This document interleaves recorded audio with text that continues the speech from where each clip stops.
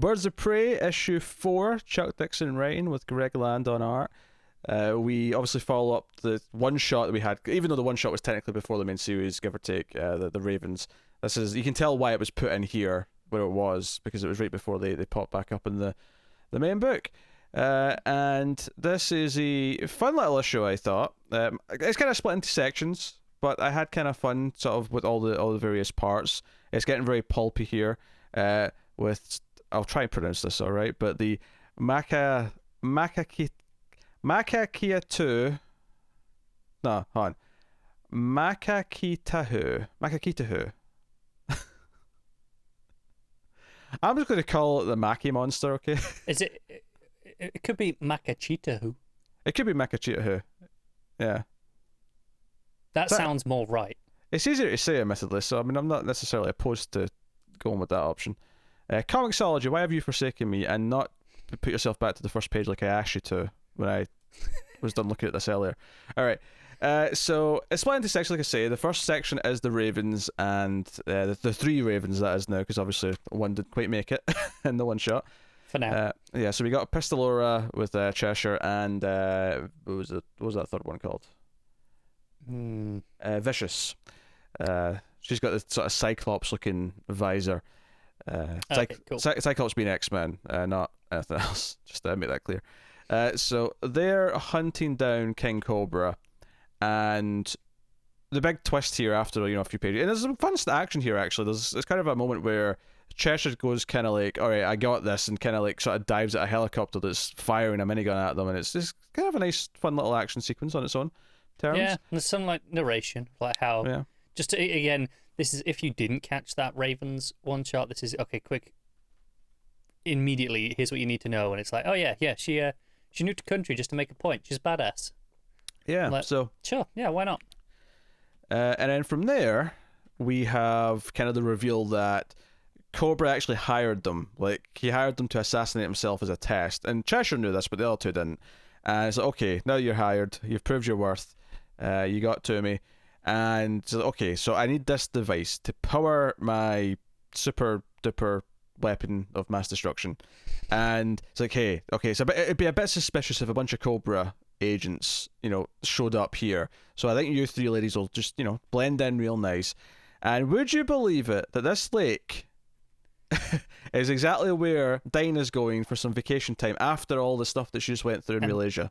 This is possibly my biggest critique with this issue. Just the sheer contrivance of just pure coincidence that they're going to the same place. Do you know what? I'm giving them the pass on it, and the reason why I'm giving them the pass is because up until now, there has been no connection between any of these characters. Like the plot with the birds and the plot with the vixens has been so separate.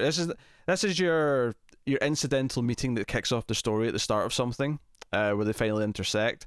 I'm okay with it here because it's not like, I don't know. It's not like Cheshire and Dinah have been having a rivalry and they've been fighting on and off for a while, and now coincidentally they just end up in this. Admittedly, that may have some humor value to it as well. I think for me, there is, I guess, humor to it. It's a contrived cliche that annoys me when it would be just as easy to write in Babs heard that they were around there through the grapevine, and could Dinah just go undercover and check it out, see what's going on, and that would be fine. That completely changes why she's there, though. I like that she wants a rest after being accidentally enslaved in this weird work camp and having to escape. I get that. I like this. I'm okay with this. But she's driving to the lake because she's been there as a kid. Makachitahu. Is that what we said? I think so. Makachitahu. All right. So there's a fun bit here that I really like. I'm sure you know where I'm going with this, where Dinah's kind of prodding at Babs, because then she doesn't know who she is still, right? She doesn't know who her identity is. And she says, you're kind of a Batgirl, right? And there's a moment where Babs is like, what? It's like, oh, she figured it out? And she's like, well, I mean, you work closely with all the Bat boys, right? Like, you're kind of a Batgirl in that sense. Not literally calling her a Batgirl. And she's like, oh, yeah. We're a professional relationship, all that jazz. Like, so, I usually let them tall, dark, and handsome, but, Batman's a bit on the scary side for that. Nightwing, though, And it's like, hey, you and Nightwing ever been a thing? So nah, we're strictly professional because Babs is just, covering her tracks. And Dinah says, well, fancy setting me up with Nightwing then? He could raise a pulse on a mannequin. And Babs just goes, I got some business on another line. Yeah. But there's a great panel of her in the next page, just at the bottom, saying, set me up with Nightwing.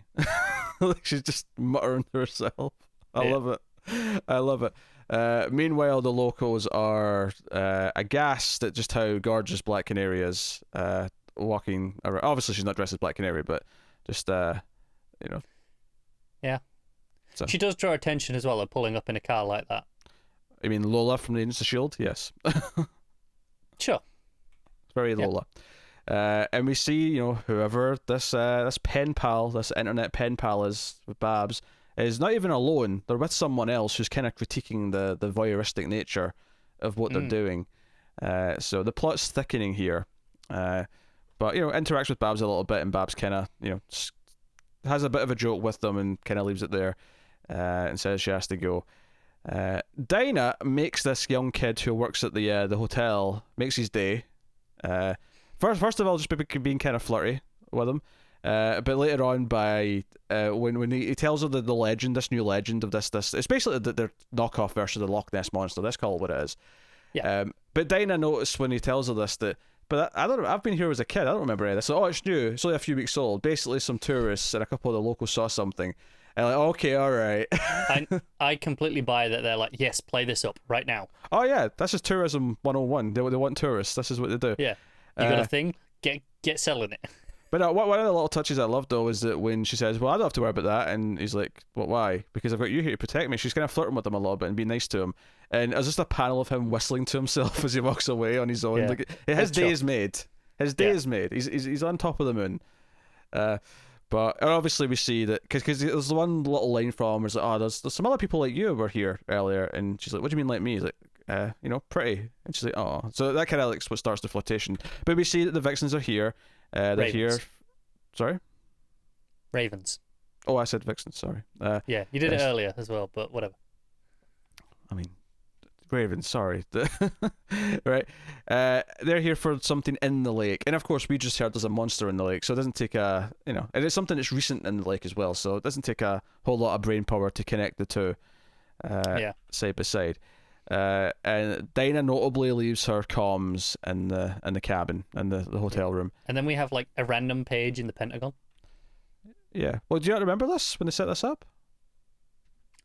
Vaguely, but it feels kind of random in this issue for me. It didn't feel random to me because I just remembered this is an ongoing thing. This is like they're after someone who's been hacking into them, and I suspected it might be Babs, but that's maybe too obvious, and there's actually a villain behind this. Probably more likely her not pen pal.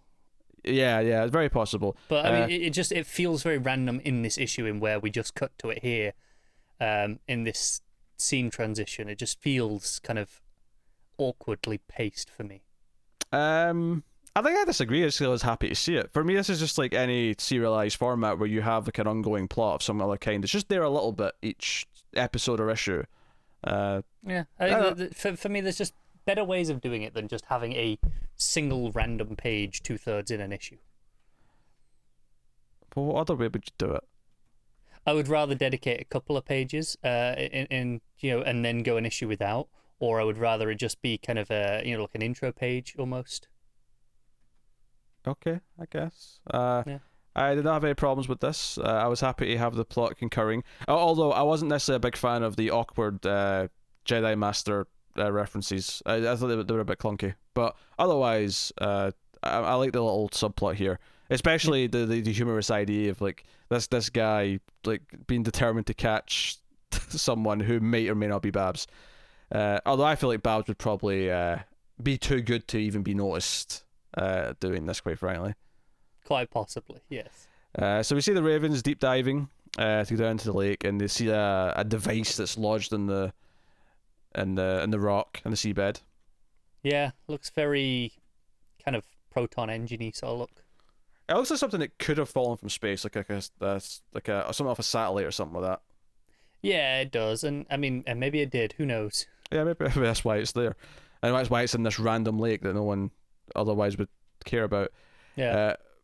But So as this is happening, Dinah's on the pier, kind of just enjoying the lake, and she's like, "Hey, that's odd. The water's very still." And then she sees, which notably, the shadow you see in the water is very Loch Ness. Like, that's just kind of what you usually draw or is representing of a Loch Ness monster. Yeah, pretty much. And then the big sort of dinosaur-esque head comes out, and she's like, "Oh my god, it's the Makachitahu monster." Looks kind of cool.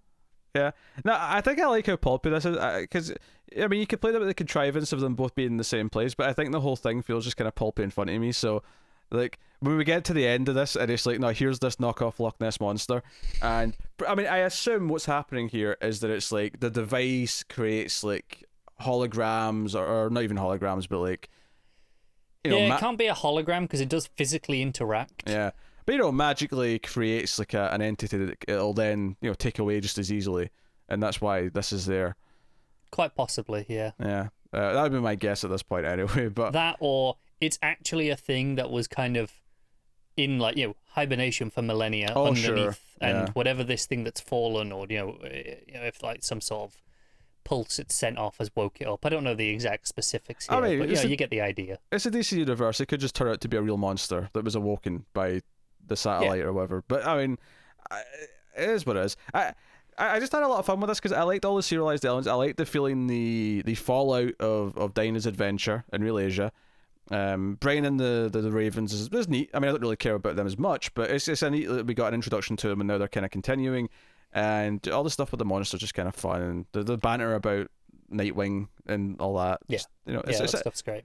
It's everything I just kind of like about this book. Kind of, packaged into kind of a fun. It's just such a fun cliffhanger. And it's not a serious cliffhanger. It's not like a cliffhanger where, like, oh, they need to pay this off well, or they have to, like, do something specific. It's just like, oh, this is a nice, fun, silly cliffhanger. I appreciate that final page. It's a full splash for this cliffhanger. It's drawn like a B-movie poster, very intentionally, like even with a pose, a face. I won't even say the letter, and I'll say the font on the, like, her speech bubble saying the name of the monster is very intentionally a monster movie poster, like, style. I don't know, that's quite fun to just kind of go all in on it. I mean, even down to just the actual pencil and line work, the inking, it looks physically different to previous pages. And the coloring as well. It's a lot flatter all of a sudden, and in a good way in this moment, but like the wave coming up just behind her head, for example, like it's a really flat, dull, pale blue, which is very different to whenever we've seen water in the rest of the issue. It's the sort of thing actually where if this was like an old trade before they started putting in the covers. Or before they started making it clear when issues ended and started, like you could have mistaken this for the cover for the next issue because it was such a distinct style change. Yeah, that it could be the cover for the next one. But luckily they make that clear now in the trades. I'm all for making it clear. But what did you think of the art in general? Greg Land, of course. Was there anything in this one that? Mostly still pretty good. You've got the odd moment here or there that's just awkward. I thought, given that they're playing up the whole everyone's attracted to, or not everyone, but the kid's attracted to Dinah, the couple of passerby, like, I think given the context of, like, men all being wowed by her beauty, it could have definitely led to a lot of the dodgy, like, poses and body stuff that we've been honestly, playing about. Those things weren't so bad in this one. No, it's played fine. It's played well enough with the art. I think, like, there's that one where the two guys are commenting on her, and when she arrives, and she's kind of just strolling off. There's something about her face. I don't know if it's the angle she's at, or if it's just something. There's something not quite sitting right with that panel for me that I felt when I was reading it. But notably, you're saying it's the face. It's not like an intentional, like, we have to make her. No, like, it's not like, out to be this is overly sexy or anything like that. No, it's not that at all. It's just a bad bit of art. Which, I mean, Land is also guilty of. I think that's fair to say. For the most part, though, I think this is on the better end of his scale, even for what we've had in this book so far. Yeah. I mean, it's funny because, like, modern Greg Land, I can never stomach. I mean, this is fine for the most part. It's just, I actually really like the cover for the next issue, just because I happened to be looking at it because it was the next page, which is this the one on the bikini, the towel. bikini. On the bikini. Yeah, she's just sort of sunbathing. But what I like about it is the big footprint in the sand underneath the towel. It's a nice, nice touch. So yeah, are we giving this issue then? I'm giving it a 7.5. I'll give it a straight 8. I had a blast, and I didn't share the contrivance critique, I suppose, that you did. So, so there you go.